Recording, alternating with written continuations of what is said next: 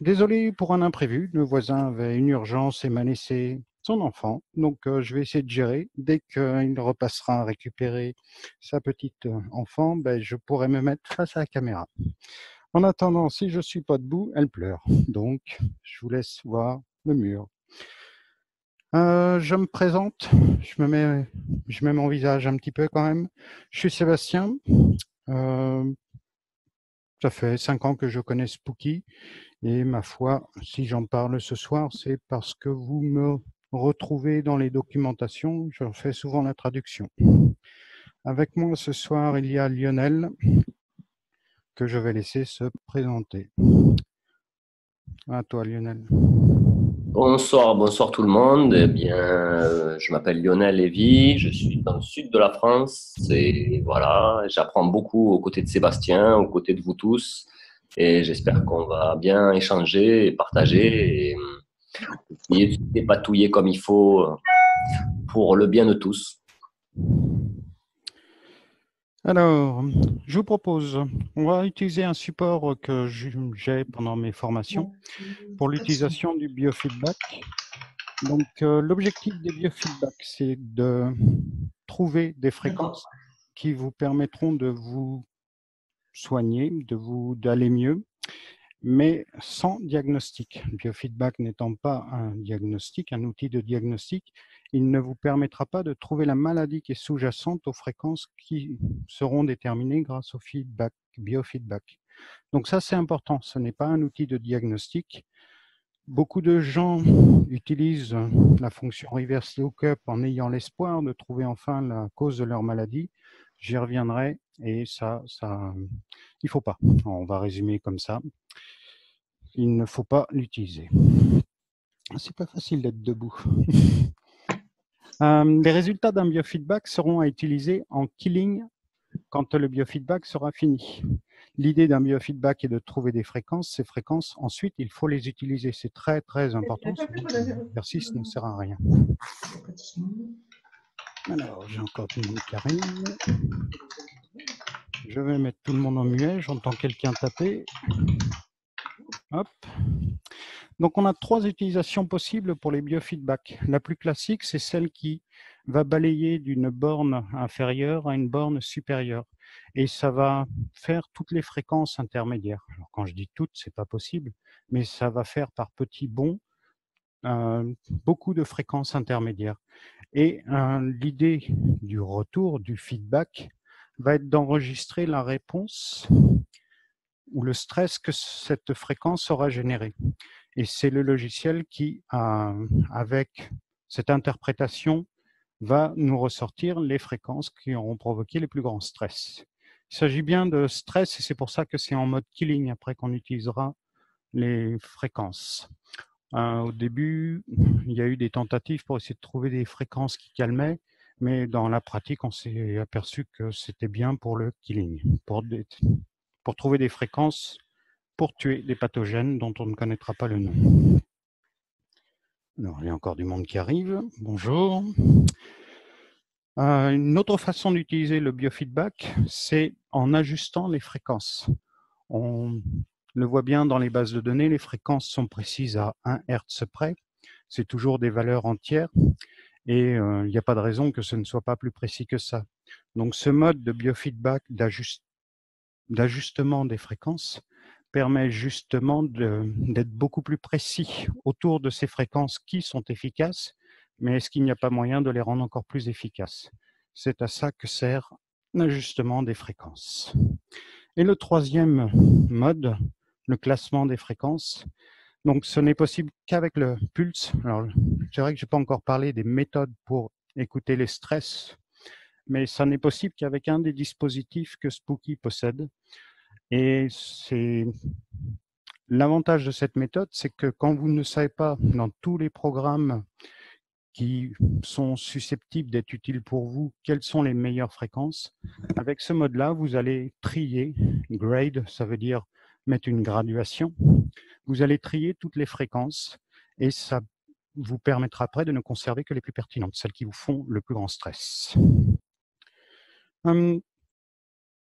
Pour le biofeedback, il y a la plupart des méthodes de transmission pourraient être utilisées, mais le plasma jamais, par contre, parce que lui, ça ne marche pas bien, ça perturbe le pulse et ça ne va pas.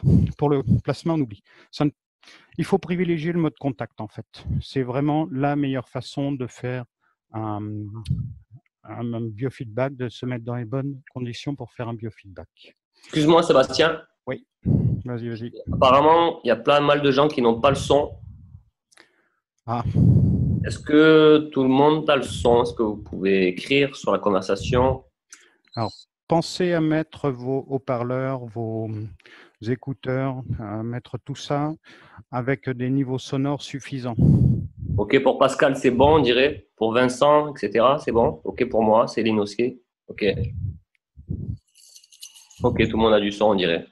Ah, je ne sais pas d'où ça venait. Excusez-moi l'intervention. Il n'y a pas de souci.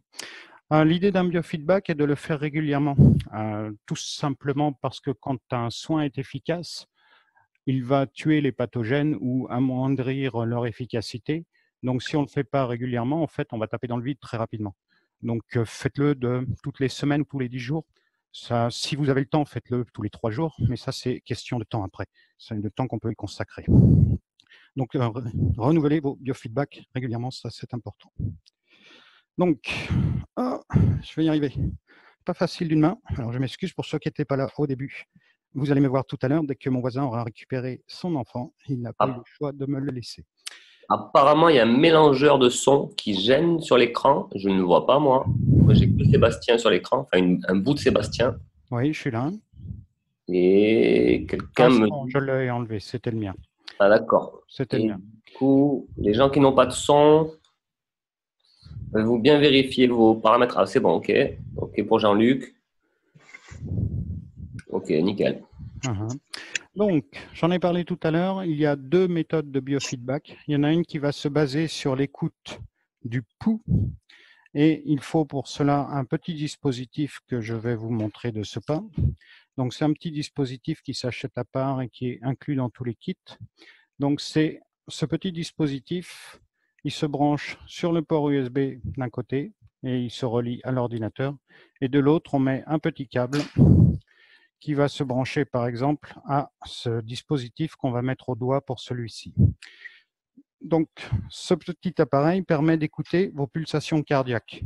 Et c'est pas chaque fois qu'il y aura une fréquence stressante, votre rythme cardiaque va changer et c'est ce que le logiciel va enregistrer pour déterminer quelles sont les fréquences qui auront été le plus stressantes. L'autre méthode d'approche pour le biofeedback va être l'analyse du courant électrique, de sa modification. Alors, l'idée, c'est que quand il y a une fréquence stressante, le courant électrique va se comporter différemment. Et pour faire un biofeedback avec le mode d'électricité, il faut absolument le générateur GX, parce que c'est à l'intérieur du boîtier GX qu'il y aura l'intelligence pour analyser les variations de courant. Donc ça, c'est très important. Il y en a un, s'appuie sur le pouls, l'autre s'appuie sur le courant électrique. Ça implique beaucoup de différences, tout ça. Quand on s'appuie sur le pouls, on va pouvoir faire un biofeedback global pour le corps en entier. Tandis que quand on va s'appuyer sur la variation du courant électrique, on ne pourra observer qu'une zone locale du corps. Ce sera moins efficace de faire un biofeedback avec le GX pour essayer de déterminer une maladie globale. Il faut absolument que ce soit des zones localisées pour que ça fonctionne bien. Ça, c'est une grosse différence entre le pulse et le GX. Et c'est ce qui fait que le pulse, même si il a l'inconvénient que ça implique des biofeedbacks assez longs, il a vraiment un vrai intérêt. Pardon, excusez-moi. Il a un intérêt certain parce que il offre vraiment cet avantage de regarder le corps dans son ensemble. Ce que ne faisait pas le GX jusqu'à il y a quelques mois avec l'arrivée du scalaire. Maintenant qu'on peut coupler et le scalaire et le GX pour faire des biofeedbacks, on a de nouveau un biofeedback qui permet de regarder l'ensemble du corps. Par contre, un des immenses avantages du GX quand on fait un biofeedback, c'est qu'il est beaucoup plus rapide. Comme c'est du courant électrique, là, c'est immédiat. L'action est immédiate et on peut aller très rapidement. Ce qui fait qu'on peut balayer des bornes de fréquence beaucoup plus grandes qu'avec le pulse et à des vitesses beaucoup plus impressionnantes. Oui. Voilà. Lionel, je te laisse la main. Oui, c'est vrai que le Pulse, c'était un super outil quand c'est sorti. Est-ce que ça va pour tout le monde le son? Pour répondre en message conversation ou bien faire un petit signe. Mais... le Pulse, on l'a beaucoup utilisé au départ. On mettait donc un patch sur le poignet droit et un patch sur l'extérieur du pied gauche. Et ça donnait vraiment un ensemble du corps. Mais c'est vrai que c'était assez contraignant parce que certains ont des arythmies cardiaques, certains ont, voilà, c'est pas très facile à brancher. Des fois, il faut le mettre sur l'oreille, des fois, il faut le mettre au bout du doigt. Donc, il fallait être très patient pour pouvoir arriver à connecter le pulse et surtout pendant 1 heure et quart, parce que le stress du corps ou bien la transpiration fait que ça change, donc il faut toujours être à l'affût et remettre son pulse. Ceci dit, il donnait quand même une réponse rétroactive assez précise et c'était assez sympa parce qu'il y avait que ça qui existait à l'époque. Voilà, c'est aussi un très bon testeur, on pourrait dire, comme un peu le test de force musculaire. Donc, on pourrait avoir des réponses rétroactives par rapport à certaines questions, certains médicaments, certaines choses qui nous vont ou ne vont pas, certains aliments. Ça, c'est encore une autre petite merveille du pulse, à savoir l'exploiter comme il faut et bien tester pas mal de choses, quoi. Aujourd'hui, on a quand même le GX. Donc, pour ceux qui ont, je voulais faire une petite parenthèse, le générateur XM, donc le générateur bleu, et donc le générateur GX, c'est le nouveau générateur, le générateur gris. Le générateur bleu n'est pas obsolète. Il peut très, très bien servir à faire des soins, mais c'est plus compliqué pour le scan, quoi. Si tu veux, on peut passer directement au biofeedback avec le générateur X. Qu'est-ce que tout le monde possède le générateur X? Ou est-ce que certaines personnes veulent qu'on continue sur le pulse? Vous pouvez répondre sur le truc de conversation de groupe Zoom, là. OK. Du coup, aujourd'hui, on a le générateur X qui est une évolution.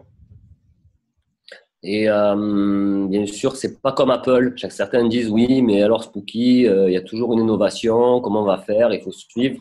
Non, là, il y a une réelle innovation et apparemment, ça va durer quelques temps puisque le logiciel est toujours mis à jour et toujours gratuit et toujours en avance. On va pouvoir le voir avec la version du 16 janvier qui est vachement avancée.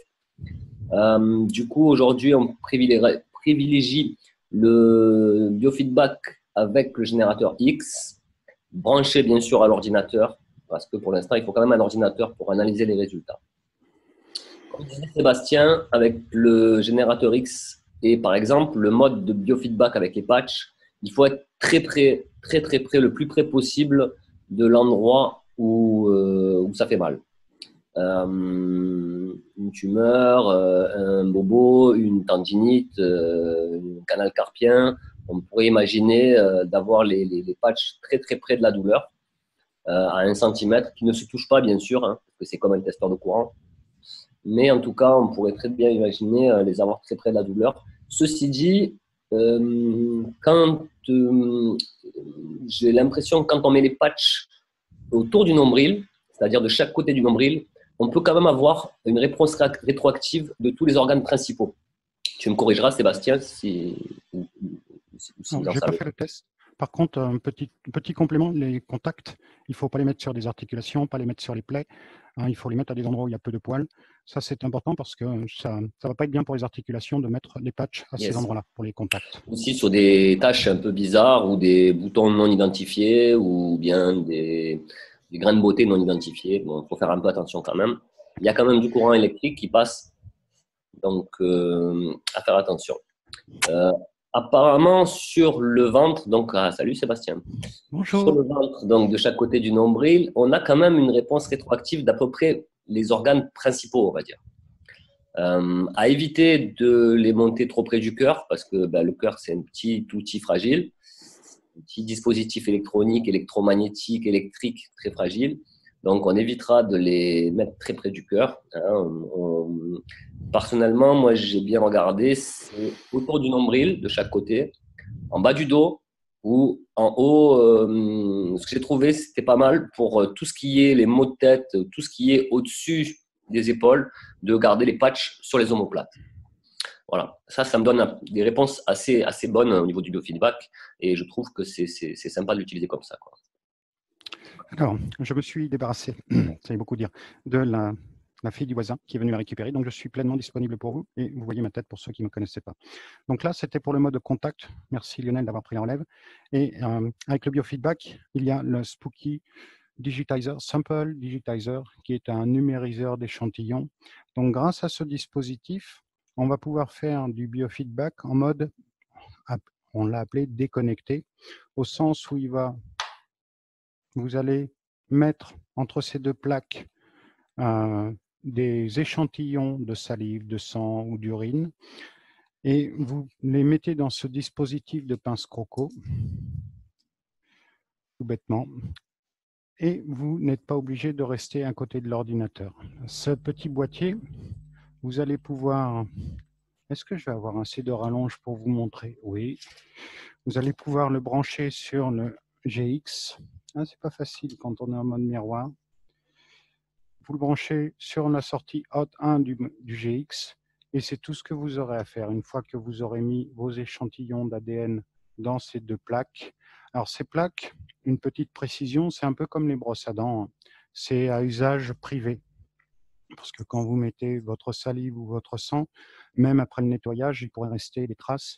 Donc n'hésitez pas à mettre vos noms dessus. Là, c'est le nom de mon chat. J'avais récupéré du vomi qu'il avait pour essayer de faire un biofeedback. Tous les échantillons sont bons à prendre. J'avais du mal à faire une prise de sang sur mon chat, donc j'ai consacré deux plaques comme ça. Ces plaques sont des consommables qui se vendent par paquet de 10. Là-dessus, il ne faut pas hésiter à les changer, surtout qu'à force de les nettoyer, elles s'abîment un peu. Donc, n'hésitez pas à les changer. Ce n'est pas elles qui coûtent cher pour le coup. Donc, ça, il n'y a pas de souci. Donc, très, très pratique pour les biofeedbacks en mode déconnecté. C'est tellement pratique que là, au lieu d'aller rapidement, John White a fait des pré-réglages de manière à prendre vraiment tout le temps qu'il faut et ça dure 4h30, ce qui n'est pas grave parce que vous n'êtes pas à côté. Donc, il n'y a pas la contrainte des fils, vous n'êtes pas obligé de rester statique, à ne pas bouger beaucoup. Donc, là-dessus, c'est un bon outil en plus. J'aurais pu mettre ce transparent en même temps que je parlais de ça, vu qu'on parlait bien du mode GX en mode déconnecté.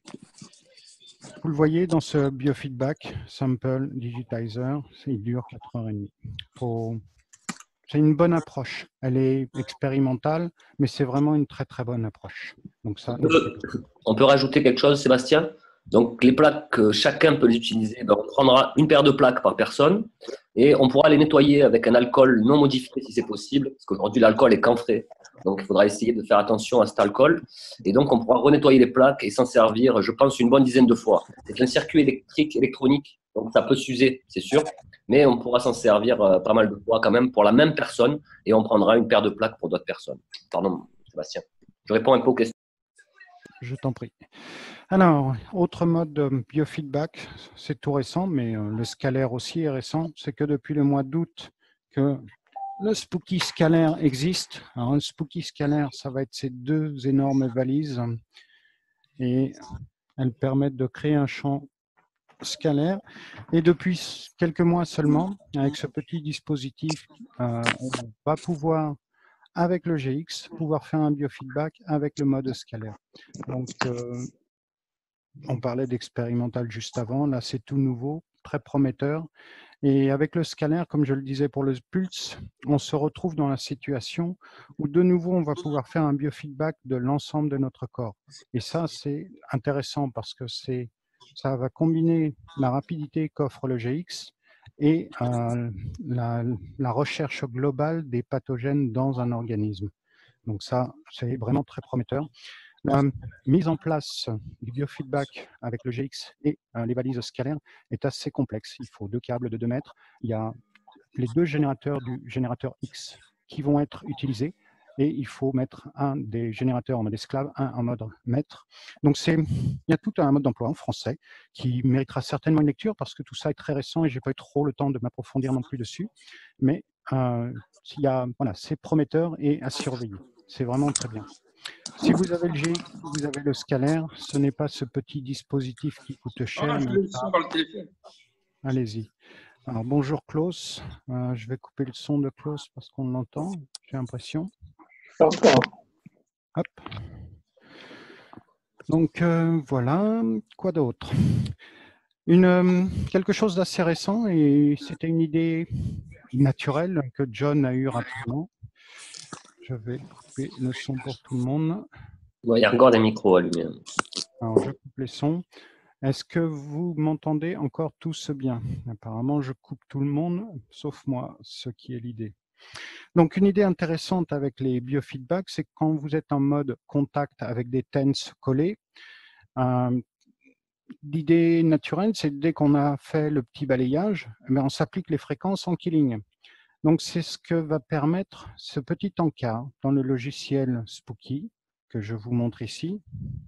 Il y a une toute petite fenêtre, alors ça va s'afficher, oui, quel suspense, toute petite fenêtre qui s'appelle After Scan, ce qui signifie après avoir fait un biofeedback, qu'est-ce qu'on va pouvoir faire? Eh bien, on peut appliquer les fréquences qui ont été trouvées et on peut continuer comme ça, encore et encore, en cochant ce... Pardon, non, ça on oublie. On peut continuer autant de fois qu'on veut en mettant le nombre que vous souhaitez, ou vous mettez 0 pour faire une répétition à l'infini. Donc simplement en cochant ce petit after scan et en mettant un repeat à 3 fois, 4 fois ou 0 pour répéter tout le temps, ça va vous permettre, quand vous êtes en mode connecté avec les TENS, de faire un biofeedback, d'appliquer les fréquences, de refaire un biofeedback, d'appliquer les fréquences.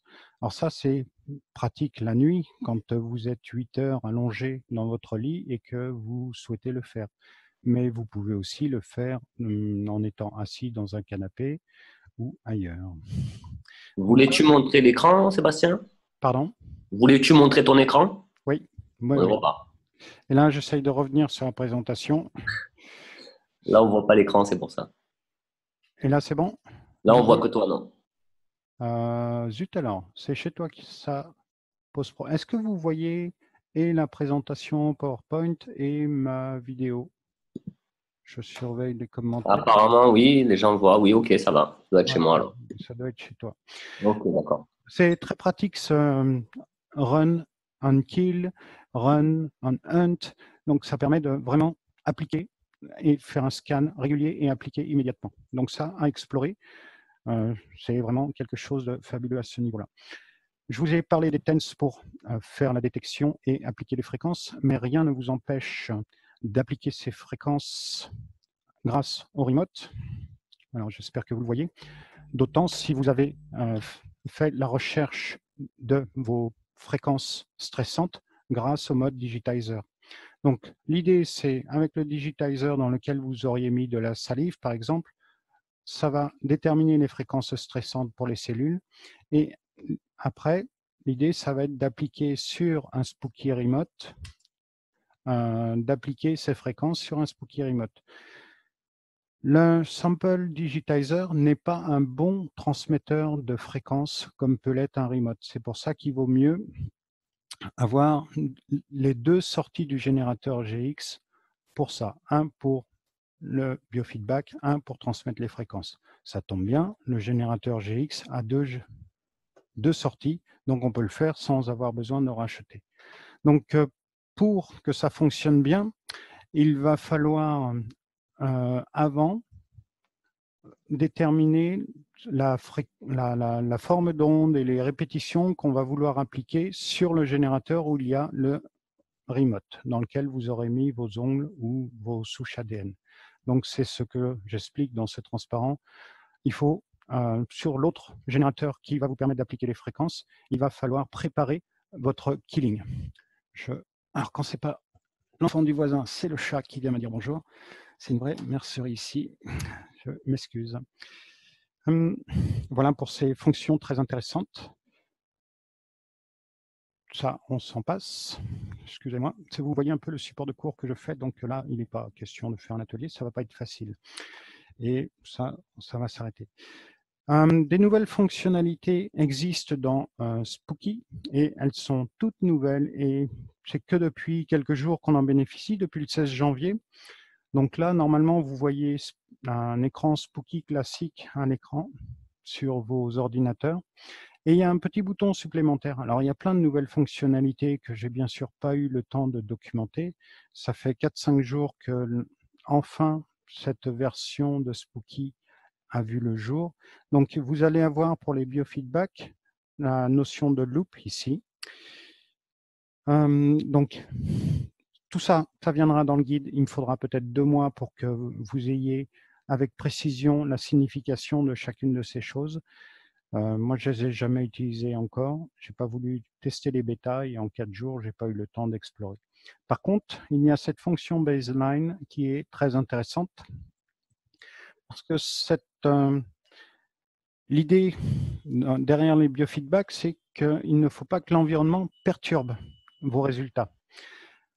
En appuyant sur ce bouton baseline, on voit, je l'ai fait une fois, et c'est pour ça qu'il y a un petit voyant vert là sur le côté.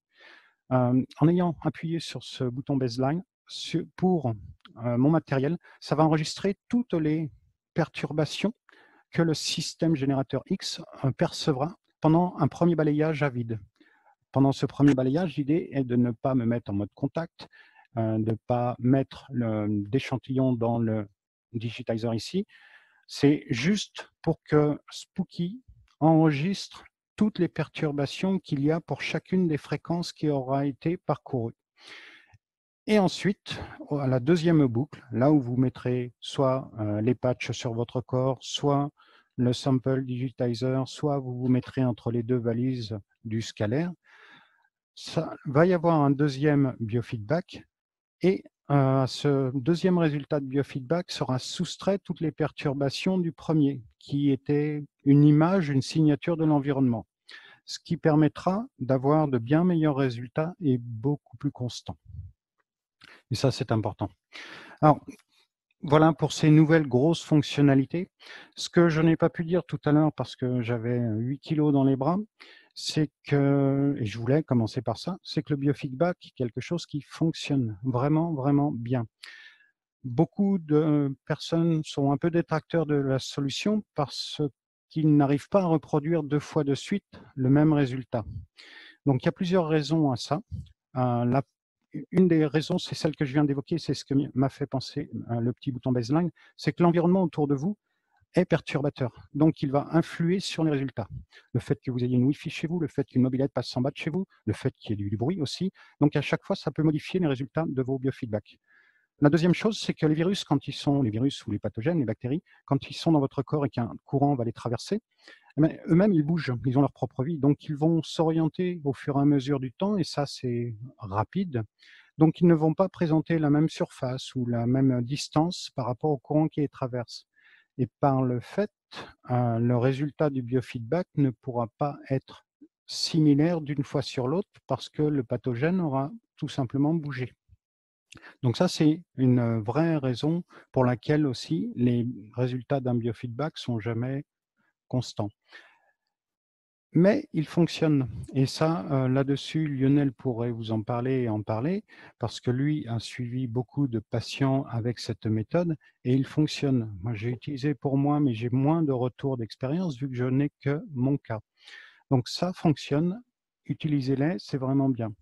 Et pour le grade, ça peut être très très bien d'utiliser cette fonction grade parce qu'on ne sait jamais, quand on a une pathologie et qu'on cherche dans la base des programmes, on va se retrouver avec énormément de fréquences qui peuvent être utiles pour vous soigner. Mais on n'a pas le temps de toutes se les faire. Donc si je prends simplement un rhume, on s'aperçoit qu'on a beaucoup de programmes et si on devait tous les prendre, ça prendrait énormément de temps. Donc avec le grade, on peut faire un tri. Lionel, est-ce que tu veux en dire un peu plus sur le nombre de fois où vous avez utilisé le donc plus j'ai la chance de travailler avec un médecin, donc Alors, bien sûr que le biofeedback n'est pas un diagnostic et il faut surtout pas le prendre tel quel, mais un médecin qui connaîtrait son patient correctement, qui aurait fait les interrogatoires et tous les tests biologiques, scans, tout ce qu'on peut imaginer comme analyse médicale réelle, on va dire, peut tirer quelques conclusions du biofeedback en sachant qu'il va lire entre les lignes, bien sûr, et que peut-être il en faudra plusieurs aussi pour s'apercevoir de ce qui se passe. Par contre, là où on trouve le biofeedback de plus en plus précis, bien sûr que du moment que le pathogène est stressé, il peut changer de fréquence et bien sûr qu'il peut même changer d'endroit dans le corps. Donc ça va être très très dur de le débusquer après ça parce que c'est comme un petit balayage. D'accord? Moi, j'imagine le biofeedback, pour faire une petite parenthèse, comme un auditeur qui écouterait un orchestre symphonique et qui serait capable de détecter quel instrument joue faux. Voilà, c'est un peu ma façon à moi de voir le biofeedback. On sait très bien que les musiciens s'accordent, peu importe la tonalité dans laquelle ils s'accordent ou l'accordeur qu'ils ont. En tout cas, ils s'accordent tous ensemble. J'ai l'impression que le corps fonctionne un petit peu comme ça. Quand quelque chose est désaccordé ou n'a pas la même tonalité que les autres, c'est là que ça commence à déraper.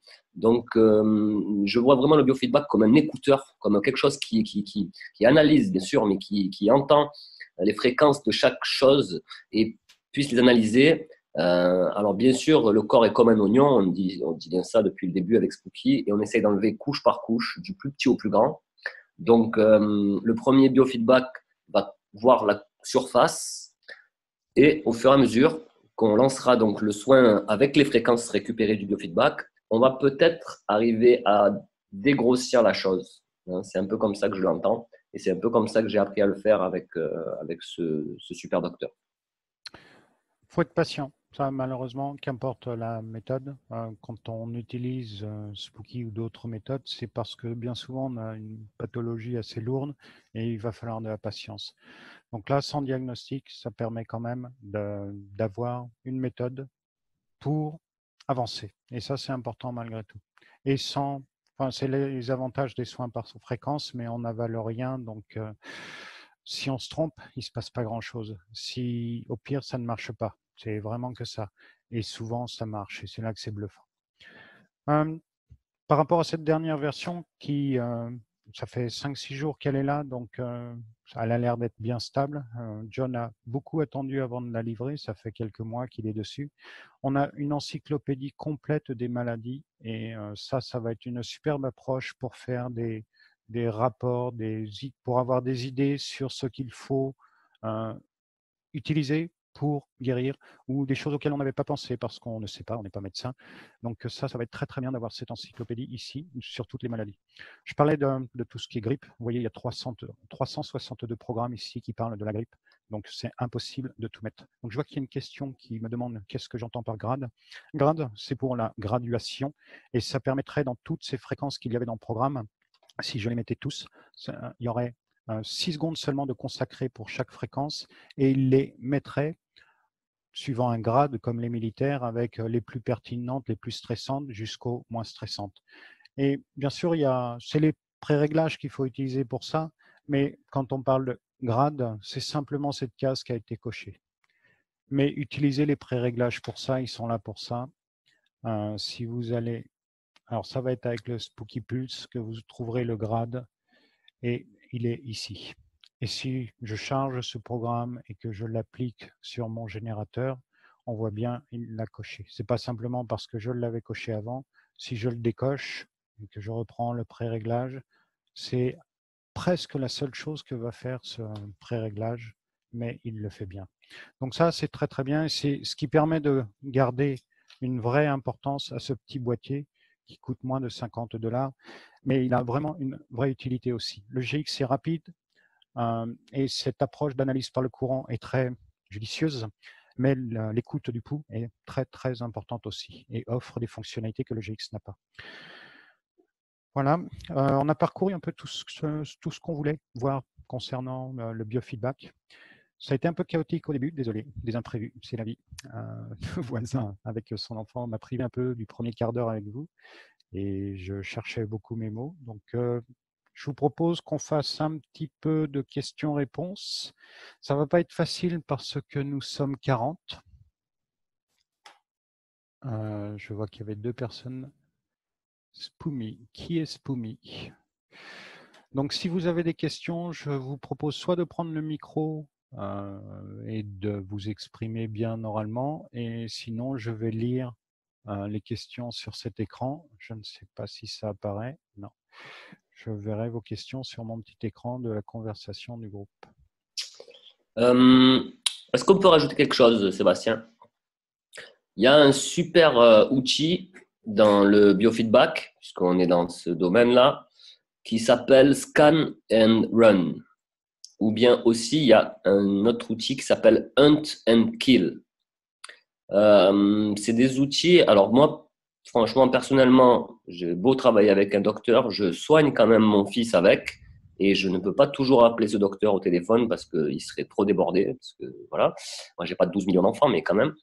Là où je me suis aperçu du résultat avec Scan and Run par exemple, c'est qu'il est très facile, bon c'est vrai que c'est un peu contraignant de dormir avec les patchs, mais il est quand même assez facile de se coucher, de mettre les patchs, de programmer son spooky pour un Scan and Run. Ce qui veut dire que toute la nuit, le logiciel va faire des scans d'une douzaine de minutes, il me semble, et relancer le soin par les patchs. Le soin en contact est quand même assez important au niveau du soin en remote, même si les deux sont très bons et même le soin en scalaire est vachement bon. Mais j'ai trouvé le soin en contact assez bon puisque de toute façon, le biofeedback va trouver des fréquences assez hautes. Donc, ce ne sera pas dangereux, on ne s'électrocutera pas en renvoyant ce scan.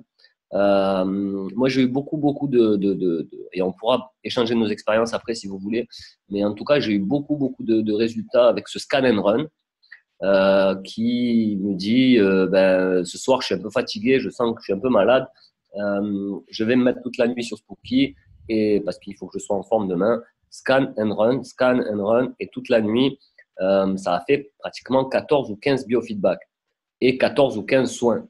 Donc, j'ai trouvé ça assez fabuleux. Il y a une autre fonction qui s'appelle Hunt and Kill, qui va plutôt chercher la petite bête. C'est-à-dire que la première fois qu'il va faire le scan, il va trouver la fréquence des plus gros pathogènes, on va dire les plus visibles, et il va agir donc en relançant le biofeedback, en relançant les fréquences du biofeedback en contact. Et ensuite, il va refaire un scan, mais par rapport aux premières fréquences trouvées, en adaptant un tout petit peu les fréquences. C'est-à-dire que si le microbe ou le virus serait assez vicieux pour changer à peine sa fréquence, avec les fréquences de base, on ne le trouverait plus. Alors qu'avec Scan and Run ou Hunt and Kill, plutôt là on parlait de Hunt and Kill, il va donc à chaque fois affiner les fréquences, essayer de retrouver la vraie fréquence du pathogène, et ça toute la nuit, ou autant de fois qu'on le veut. Le matin, on arrête, on stoppe, et on est un petit peu fatigué, mais quand même, on sent que ça a agi. Moi, j'ai toujours eu des résultats en 3 jours. Je n'ai pas réussi à les avoir plus vite, mais ça restait des petites rhumes, des petites pharyngites ou des choses comme ça. Mais en tout cas, j'ai toujours eu des super résultats au bout de 3 jours. Alors peut-être qu'au bout de 3 jours, tout se soigne aussi, je ne sais pas. Mais en tout cas, voilà. Une question que Michel posait. Oui, Lionel, tu mets bien les TENS quand tu fais ça. Oui, bien sûr, avec les TENS. Je parlais du contact. Ouais. C'est le mode contact. TENS, de chaque côté du nombril. Voilà, c'est ce qui me paraît le plus plausible pour avoir un peu l'ensemble des organes, quoi. Je regardais la question de Judith. Je n'ai aucune idée de la raison pour laquelle les fréquences se retrouvent 3 fois dans la base du biofeedback. Ça, on pourra en parler après parce qu'il y a un défaut très clairement et je ne sais pas. Donc la question, c'était pourquoi lorsque les fréquences trouvées sont enregistrées dans la base de données du biofeedback, elles apparaissent 3 fois d'affilée identiques. Je ne sais pas. Donc ça, on pourra en discuter après. Lionel, si tu as J'ai déjà rencontré ce genre de problème avant qu'il y ait le petit bouton baseline. Je trouvais, à chaque fois que je faisais des scans chez moi pour mes amis, je trouvais les fréquences du HIV. Et je ne comprenais pas pourquoi, à chaque fois, je retrouvais ces mêmes fréquences. Et j'ai eu discuté avec John White qui me dit que c'est possible que ce soit des nuisances électromagnétiques ou des ondes Wi-Fi ou des choses comme ça qui interféreraient avec le Spooky, y compris le générateur X qui n'est pas relié à la Terre aussi, il faut bien le savoir, et qui est un matériel électronique. Donc je pense que cette fonction baseline va beaucoup nous aider à éviter ce genre de problème. C'est tout nouveau, donc à tester, quoi. Alors Judith, je repense à quelque chose. C'est la notion de threshold qui est le niveau avant qu'il y ait un déclenchement. Et si ça se trouve autour de ces fréquences, il y a quelque chose qui se passe dans ton organisme qui fait que les trois fréquences très proches l'une de l'autre vont être enregistrées. Et c'est peut-être à cause de ce seuil qu'il va falloir modifier ici, le threshold. Donc ça, tout le monde est un peu particulier là-dessus et on peut avoir des subtilités propres. Ici, elles sont réglées pour la plupart des personnes, mais peut-être qu'en modifiant un peu cette valeur, ça permettra de changer les choses.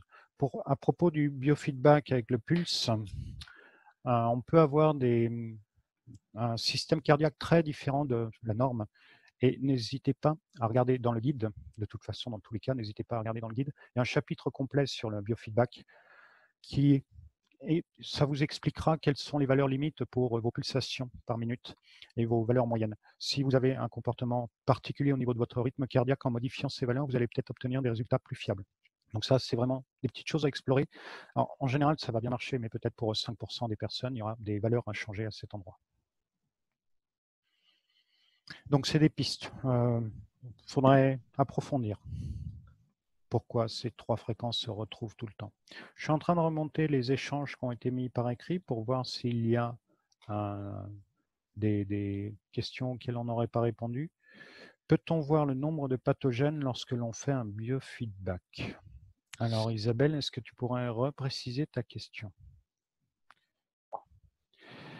Alors, je vais prendre la question de Christophe, non pas pour me débarrasser de celle d'Isabelle, mais quelle est la différence entre angle courant et angle plus courant? Alors, les angles, c'est des notions d'électricité et ça va être le déphasage entre la tension et le courant. C'est un peu technique. Le courant, ça va être sa variation. Donc là, ceux qui ont entendu parler d'un ampère-mètre, c'est ce que va mesurer le courant. C'est vraiment cette partie-là.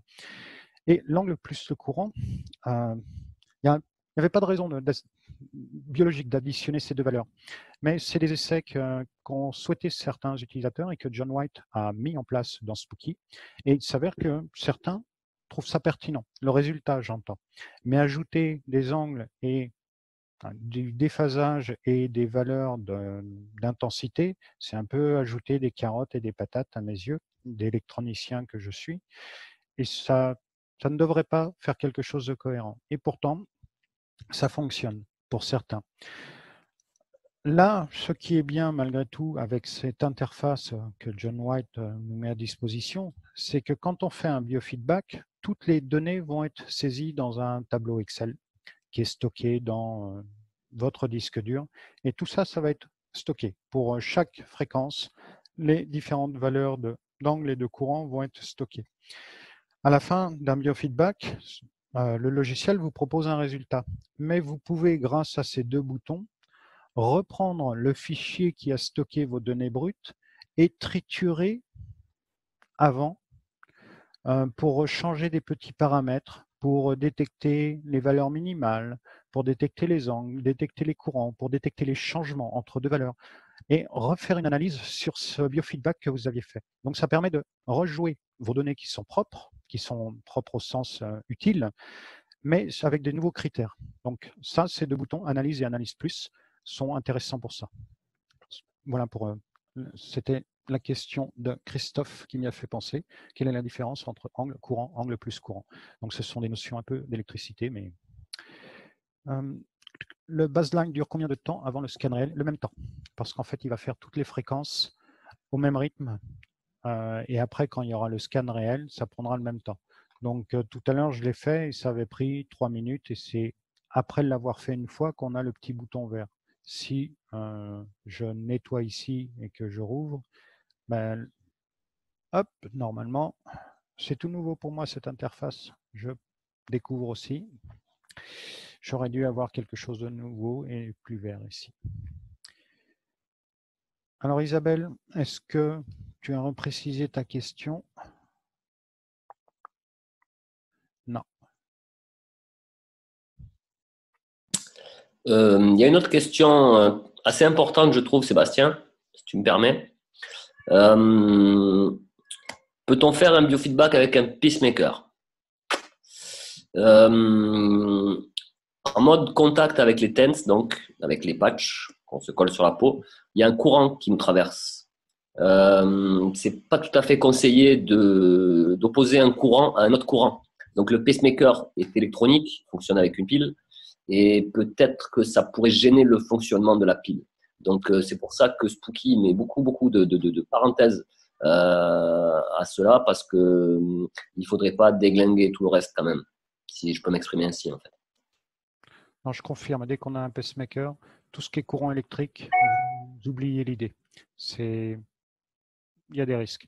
Alors, par rapport aux fréquences qu'on peut envoyer par l'air ou avec le remote, là, on est de toute façon déjà dans des environnements très, très perturbés au niveau électromagnétique. Donc, ce n'est pas en rajoutant celles de Spooky qui peuvent être utiles que ça va poser des problèmes au pacemaker, qui a été pensé pour se protéger de ce genre de perturbations de toute façon. Mais les courants électriques ne sont pas faits pour des gens qui ont des appareils comme ça, électroniques à l'intérieur du corps. Donc là, vous oubliez. Il faut pas. C'est très clair. C'est même pas une prudence, hein, avec une prudence d'usage, femme enceinte, enfant. Là, il ne faut pas. Ici, il y a un pacemaker. Vous oubliez tout ce qui est courant électrique. Dès qu'il y a un TENS, c'est pas bon. C'est la même chose, même pour les soins. la même chose chez votre kinésithérapeute qui peut utiliser aussi des appareils électriques ou électromagnétiques. Il ne le fera pas. C'est bien ça? Je confirme. Je réponds à la question pourquoi avec un biofeedback, avec un XM, le biofeedback dure si longtemps. Le biofeedback avec le XM donc, se fait avec le Spooky Pulse et le Spooky Pulse réagit au rythme cardiaque.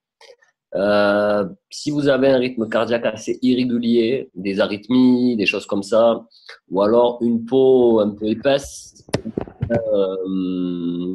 de l'humidité sur les doigts, c'est-à-dire une transpiration, un peu machin, il va falloir changer le pulse de place assez régulièrement. Alors moi, j'ai trouvé en bas du lobe de l'oreille, ça fonctionne assez bien. Des fois, moi j'ai des grandes oreilles, donc ça aide. Je peux le mettre ici sur le côté. Et sinon, sur l'empalmage du doigt, ici exactement, ça fonctionne assez bien. Il faut bien s'apercevoir que le pulse récupère 4 rythmes cardiaques réguliers. S'il n'a pas 4 rythmes cardiaques réguliers, le logiciel se met en pause pour éviter d'avoir des fausses réponses. Voilà pourquoi ça dure si longtemps avec le XM. J'espère avoir répondu. Je suis en train de regarder s'il y a d'autres questions. La cage de Faraday, c'est pas mal. Hein. Ah, il y a quelqu'un qui parle d'une cage de Faraday. Ouais. Peut-on se mettre dans une cage de Faraday pour éviter des fréquences parasites? C'est pas facile, hein, parce que ça signifiera aussi que vous ne pourrez pas avoir d'électricité dans cet environnement. Donc, il faut s'éclairer à la bougie. Et voilà, on oublie le téléphone portable qui est à côté, qui de toute façon ne marchera pas.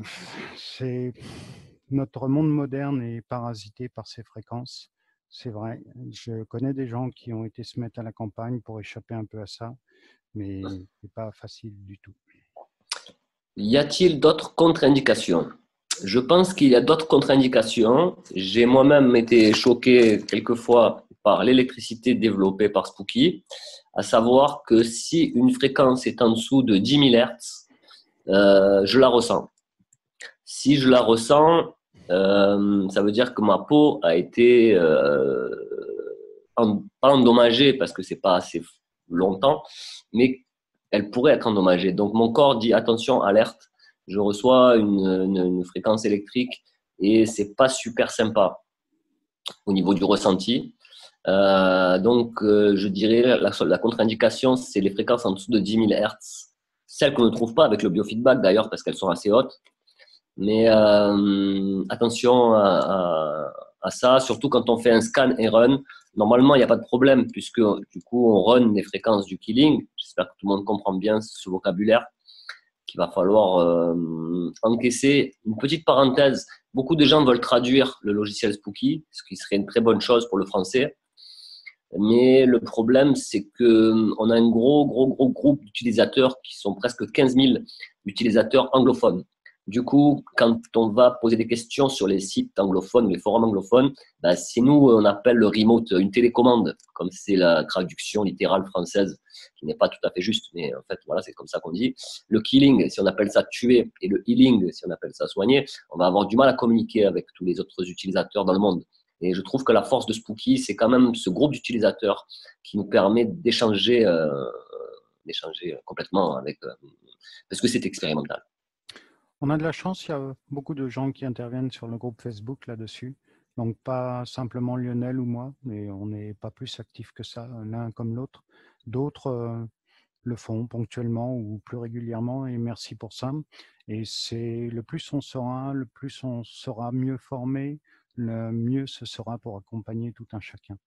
Difficile d'être un spécialiste en tout, donc là, toutes les aides sont les bienvenues et ces participations très appréciées. J'ai plein de noms en tête, j'en oublierai, donc j'en donnerai aucun, mais merci à tous ceux qui font vivre ce groupe dont le seul but est de former et d'informer. Alors Isabelle, c'est peut-être ta question que tu as reposée. Peut-on voir le détail des maladies avec les explications lors du résultat du biofeedback? Non. Le reverse lookup est une idée naturelle, mais qui ne marche pas, pour plein de raisons. Donc, on ne peut pas faire un diagnostic avec le biofeedback, ça n'est pas possible. Voilà, que dire? Le biofeedback. Ouvrir les micros, hein. Si vous souhaitez parler, ne pas taper, vous pouvez ouvrir un micro, tout le monde respecte assez bien, donc il n'y a pas de problème là-dessus. Je vous propose qu'on reste encore pas plus d'un quart d'heure pour que chacun puisse retourner à sa petite vie privée. Donc à 8h15, on arrête. Comprenons bien que quand on fait un biofeedback, on trouve des fréquences. Ces fréquences sont comparées aux fréquences présentes dans la base de données. La base de données n'est pas complète. Elle ne sera jamais complète parce que nous avons énormément de bactéries et de microbes et qui ne sont pas tous mauvais. Donc, on ne trouvera pas, grâce au reverse lookup, le vrai pathogène dans lequel on est soumis. C'est impossible. Dans une bibliothèque, il n'y a pas tous les livres. Il faudra peut-être les commander. Mais là, pour l'instant, ce n'est pas le cas. Du coup, on pourrait s'en servir pour une piste, mais ce n'est pas un diagnostic. Il faut bien faire attention. Pour la mise à la terre du boîtier, je réponds à la question suivante. Alors, pour la mise à la terre du boîtier, ce serait très important. Certains utilisent des batteries autonomes, style batterie de téléphone portable ou un peu plus puissante pour pouvoir alimenter le GX. Et ça, c'est une très bonne chose, je pense, parce qu'on ne subit pas l'influence de la transformation du courant électrique de 120 volts en 12 volts. Alors, est-ce que ça change quelque chose? Sûrement. Voilà. Je valide et utiliser ces batteries sont très bien. Je n'aime pas les onduleurs qui refabriquent plein de perturbations électromagnétiques sur le courant qu'ils refabriquent. Par contre, les batteries 12 volts, oui, ça c'est une très bonne idée. L'inconvénient, c'est qu'il faut les surveiller parce qu'elles se déchargent. Et attention à ces batteries, il faut qu'elles aient une capacité à fournir le courant nécessaire pour le GX. Je n'ai plus les chiffres en tête, mais c'est des courants assez forts, jusqu'à 1 ou 2 ampères, je crois, pour le GX. Donc, il faut des batteries qui soient capables de fournir jusqu'à 1 ou 2 ampères. Ça, c'est vraiment important. Donc, j'en ai ici, ça existe.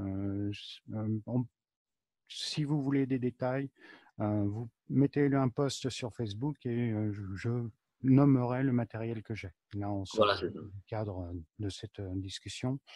Mais ça existe et ça tient 6-7 heures pour le GX au niveau autonomie et 6-7 heures aussi pour le scalaire. Donc, ça me fait des nuits complètes si je le souhaite avec 2 batteries. Une question qui était juste en dessous, quelles sont la signification de ces valeurs qui passent de 475 à 500? Donc, je ne sais pas si vous voyez ma souris, c'est ces valeurs qui sont autour du graphique ici. Elles sont arbitraires un peu ces valeurs et elles font référence à quelque chose propre au boîtier du GX quand il s'agit du courant ou de la phase. Donc j'avais fait un détail sur le guide. Donc dans le chapitre du biofeedback, il y a moyen de convertir ces valeurs en milliampères ou en phase. Donc reprenez le guide et son chapitre et voilà, ce sont des valeurs proportionnelles à la phase du courant et de la tension ou à la puissance du courant électrique dans le GX. Quand on est dans un mode de pulse, Spooky Pulse, à vouloir détecter tout ce qui est les pulsations ici, par exemple, le nombre de pulsations par minute ou la cohérence de votre pouls, on va obtenir des valeurs qu'on connaît mieux, entre 60 et 80 pulsations par minute. Voilà. D'autres questions? Si on a oublié des questions qui étaient très lointaines, ben, vaut mieux les reposer. Parce qu'il n'y a pas de filtre à ce niveau-là. C'est pas facile de gérer tous nos petits écrans, Lionel et moi. C'est plus facile quand on est à deux, mais voilà, il y a des loupés. Surtout quand j'essaye d'écrire baseline, ça m'écrit vaseline. Ça marche Donc, pas bien, ça. Pas super bien, non, c'est pas super bien. Le baseline, est-ce que le baseline peut améliorer notre environnement? Améliorer notre environnement, c'est assez compliqué. Il faudrait voir Non. du côté des biologues ou des géoécologues ou de quelque chose comme ça. Non, ça va sûrement améliorer la façon dont le scan va être fait en éliminant les fréquences parasites trouvées dans le baseline. C'est-à-dire que si on ne branche absolument rien sur le Spooky, vraiment rien, aucun patch, rien du tout, et qu'on fait un baseline, le Spooky écoute. D'ailleurs, si vous voyez, vous avez toujours cette petite courbe qui tourne même quand rien n'est allumé dans le Spooky. Il va, je pense, écouter ce qui se passe autour, et y compris ce qui se passe chez lui, parce que c'est de l'électronique. Et du coup, quand on aura fait le baseline, on aura moins de fréquences parasites. Voilà, c'est comme ça que je l'entends. C'est bien ça? Je valide. Alors, j'ai perdu la petite boîte de discussion, donc je suis devenu aveugle. C'est ça. Par rapport aux questions qui auraient pu être saisies. Ok, là il y a une question, c'est quelles sont les qualités du résultat BFB plus plaque contre BFB plus scalaire? C'est difficile de comparer les différents modes de biofeedback. Et donc, le biofeedback par plaque, j'imagine qu'il s'agit de celui-ci. Et déjà, les gammes qu'on peut faire quand on utilise ça, les gammes de fréquences, la borne inférieure et maximale et la borne supérieure, sont très, très, très élevées. Parce que là, on n'a pas la contrainte de la proximité ou du câble. Donc, quand on est avec ce mode-là, on peut faire des largeurs de fréquences très élevées. Donc ça, c'est un avantage. Avec le scalaire, on ne peut pas porter une modulation à des fréquences aussi élevées. Donc, on ne va pas pouvoir atteindre des fréquences, les mêmes fréquences. Donc déjà, c'est des différences réelles. Et c'est difficile pour l'instant de dire que telle méthode est très bien ou telle méthode est mieux que l'autre. Ça, c'est vraiment difficile. Même pour le pulse, on sait que ça fonctionne. Le GX, ça fait ce feedback, sont relativement récents, ils ont quelques mois. Donc là, c'est les retours d'expérience qu'il va falloir surveiller pour voir si ça marche. Il y a une question de Papcal. Est-ce que ce serait possible de mettre des captures d'écran sur Facebook pour qu'on puisse continuer à analyser ça? Parce que pas tout le monde connaît Cornerstone, qui montre des courbes qui chutent brusquement dans les hautes fréquences. C'est ce que tu dis dans ta question. Je m'excuse, je tutoie tout le monde, hein, on est ensemble. Ça, ce serait des choses vachement importantes à discuter, je pense, sur Facebook pour qu'on voit ça. Est-ce que ça chute brusquement? Est-ce que c'est normal, pas normal? Vraiment, ça, c'est des questions très, très personnelles. Nous sommes vraiment tous différents, donc on aura tous des expériences à raconter et ça va nous enrichir à tous, quoi, je pense. Peut-on faire un biofeedback avec TENS dans l'environnement présence d'une prothèse métallique interne? Eh bien, je crois que non. Tout à l'heure, je n'ai pas voulu en dire plus dès qu'on parlait du stimulateur cardiaque, mais la prothèse métallique va avoir la fâcheuse tendance à attirer le courant parce que le courant est un feignant et va passer par là où c'est le plus simple pour lui. Alors, normalement, les prothèses métalliques sont enveloppées d'un plastique ou d'une matière inerte qui fait qu'il n'y a pas de contact entre le corps et la prothèse métallique. Donc ici, le courant ne devrait pas pouvoir y aller, mais j'ai un doute. Donc c'est vrai qu'avec le TENS, c'est très difficile d'encourager les gens à utiliser les TENS quand ils ont du métal qui a été rajouté après les opérations.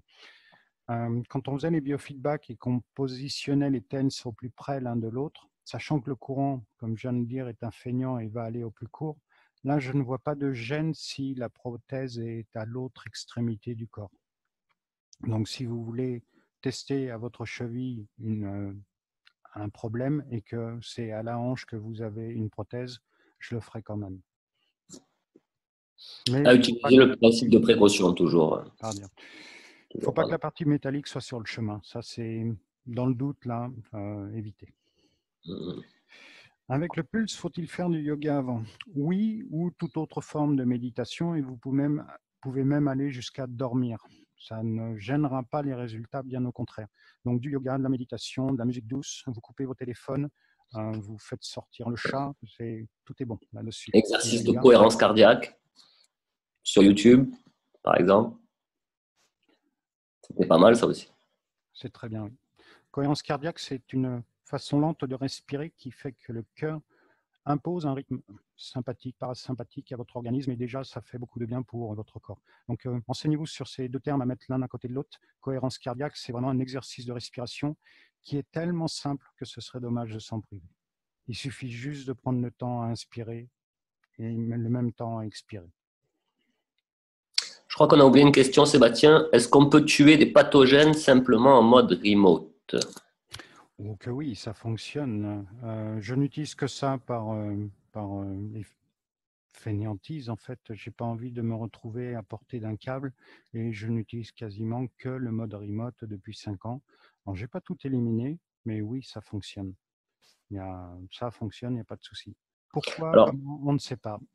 euh, La maîtrise scientifique derrière l'efficacité du remote, on ne la connaît pas. une petite précision, par contre, quand j'utilise le mode remote pour faire du killing, moi, personnellement, j'ai trouvé que associé, puisque le générateur X, il y a deux générateurs dedans. Donc, quand j'utilise le mode remote pour faire du killing, donc sur un pathogène, un microbe ou bien mon biofeedback, j'aime beaucoup utiliser le deuxième générateur en mode healing, détox. Si j'entends que le premier générateur va essayer de taper sur les pathogènes, essayer de les éliminer, j'aimerais bien que mon deuxième générateur, qui est en healing, aide le corps à détoxifier. Il faut bien comprendre que ce n'est pas Spooky qui soigne, c'est le corps qui fait le travail. Et je pense que nous lui envoyons des fréquences pour qu'il comprenne là où il doit travailler. J'ai toujours eu l'impression que si j'envoie du killing avec un remote d'un côté, je devais l'accompagner d'une détox quelconque de l'autre. Ou la détox maintenance, qui est assez bien faite dans les presets détox et à détox maintenance, une détox qui dure 3 heures et non pas 12 jours. J'ai toujours eu l'impression que ça accompagnait mon corps à éliminer ce que j'avais essayé de défalquer. Voilà. De toute façon, c'est un bon conseil. Commencez par la détox, et quand vous faites du killing, continuez avec la détox. Et qu'importe qu'elle soit sous forme spooky alimentaire, donc au passage, buvez de l'eau de qualité, un peu plus quand vous faites du killing. Ça permet aussi d'entraîner tous les déchets dans les urines, la transpiration. Petite question de Isabelle. Enfin, j'ai cru comprendre que derrière Isabelle se cachaient d'autres personnes. Peut-on mettre de la musique lorsque l'on fait un soin scalaire? Alors, j'y travaille. Le problème de la musique, c'est que ce n'est plus les générateurs qui vont être capables de la fabriquer. Un générateur, qu'il soit bleu ou qu'il soit gris, ne sait fabriquer qu'une fréquence spécifique avec des harmoniques et des formes d'ondes spécifiques, mais il ne sait faire que ça. La musique, c'est plein de notes qui s'enchaînent rapidement, et c'est tout autre chose. Avec le scalaire, il faut que l'amplitude de cette musique soit entre 0 et 5 volts. Donc, il faut absolument être au-dessus des 0 volts, jamais en dessous. Donc là, il y a deux difficultés. C'est qu'il faut être avec une amplitude suffisante, et il faut être au-dessus du 0 volts. Alors, je suis en train d'y travailler, à essayer de trouver des solutions simples avec quelques fils pour assembler deux petits matériels qui s'achèteraient pour moins de, on va dire, une dizaine d'euros. Mais voilà, c'est en cours de cogitation de mon côté pour que ce soit possible. Pour l'instant, ça n'est pas possible. Il n'y a pas d'appareil qui permet à la sortie du MP3 de fabriquer le signal pour avoir 5 volts de tension au-dessus de 0. Donc ça viendra. On m'a passé commande déjà, donc j'y travaille, mais je ne suis pas prêt. Par contre, rien n'empêche d'écouter de la musique pendant qu'on fait le soin. Ah, si la question était ça, alors j'ai loupé. Mais oui, rien n'empêche. Notre question est bien parce qu'il y a beaucoup de gens qui pensent à insérer de la musique dans le scalaire. Ça, c'est une autre chose, ce qu'on voit avec d'autres outils, quoi. Donc, c'était une bonne réponse aussi. Merci. Pour le killing avec le GX, le remote doit être sur la sortie BN ou MN. Pour le GX, on utilise toujours en bas à gauche. Donc, ça ne change plus de place. Oui, c'est toujours le BN. Ça ne change plus de place. Avant, dans le XM, on avait une pastille blanche, une pastille noire. on mettait la pastille blanche sur le BN, la pastille noire sur le MN. Ça, ce n'est plus d'actualité. La pastille, enfin le remote, donc qui contient l'ongle, reste toujours en bas à gauche, c'est-à-dire sur le BN. Et pour la simple raison qu'à l'intérieur du remote, l'aimant a été orienté comme celui de la pastille blanche avant. Donc c'est un BN++ qu'on a ici, un BioNorth, donc il est abranché sur la sortie BN. C'est cool. Après, je sais pas, on pourrait poser des questions toute la nuit. Si franchement, on a un super groupe Spooky français, c'est malheureux que ce soit sur Facebook parce que Facebook n'amène pas que du bon, mais là, on a quand même un outil super sympa et il y a pas mal d'utilisateurs qui commencent à être vraiment au top. Et du coup, certaines questions pourraient être beaucoup mieux développées sur Facebook. N'oubliez pas d'essayer de mettre toujours un post bien clair et des réponses par rapport à ce post. Et n'hésitez pas à refaire un autre post pour une autre question. Comme ça, on a vraiment… parce qu'après, on a une barre de recherche dans Facebook, donc on pourra rechercher par rapport à votre question et on aura les réponses adéquates. Ça sera beaucoup plus sympa, quoi. Alors, j'ai enregistré la séance. Je vais laisser-moi un peu de temps pour la découper, essayer d'arranger un petit peu les choses parce qu'il y a eu le cafouillage du début, il y a eu… voilà. Donc, bientôt, ce sera disponible en ligne. Vous pourrez revoir la première partie de feedback et les questions-réponses après, certainement que je mettrai dans un deuxième fichier pour éviter que ce soit trop long. Merci à tous d'être venus. Ce sera toujours mieux les prochaines fois parce qu'à force avec ces outils de réglage du début, et là je m'aperçois que le son a été haché parce que peut-être on était trop, peut-être que mon ordinateur n'était pas assez puissant, je ne sais pas. Donc ça je vais creuser aussi, ça sera certainement mieux les prochaines fois. On y tend. Et si certains se sentent spécialistes dans des domaines, on a parlé de la Terre tout à l'heure, et se sentent d'animer une session comme ça, il n'y a pas de souci. Moi je suis preneur, je prends toutes les bonnes idées, je veux bien aider si je suis capable. Techniquement, oui. Après, suivant les domaines, je prête la voix volontiers. Pareillement. Pareillement. C'est comme ça qu'on avance. C'est encore expérimental. Même si les scalaires ont l'accord CE, donc qui nous permet de très très bien s'en servir, aussi bien en naturopathie, aussi bien dans plein de domaines. On n'est pas là pour remplacer les docteurs, on ne remplacera pas les docteurs. C'est un soin supplémentaire comme la diététique, comme plein de choses. Je pense qu'il ne faut pas l'occulter. En cas de souci, bien sûr, on vous dira toujours d'aller consulter votre docteur. C'est lui qui peut faire un diagnostic et c'est lui qui a le pouvoir de dire ce qui se passe et de vous préparer les analyses qu'il vous faut, biologiques. Et donc voilà, ça ne se substitue pas à rien du tout, mais ça peut aider. Au revoir à tout le monde. Merci d'être venu. Je vais couper la séance. À bientôt. Yes. Merci, bye bye. Portez-vous bien, bye bye. Ciao, ciao. Bravo Sébastien. Ah, attention, on nous entend encore. T'inquiète. Enfin, je pense.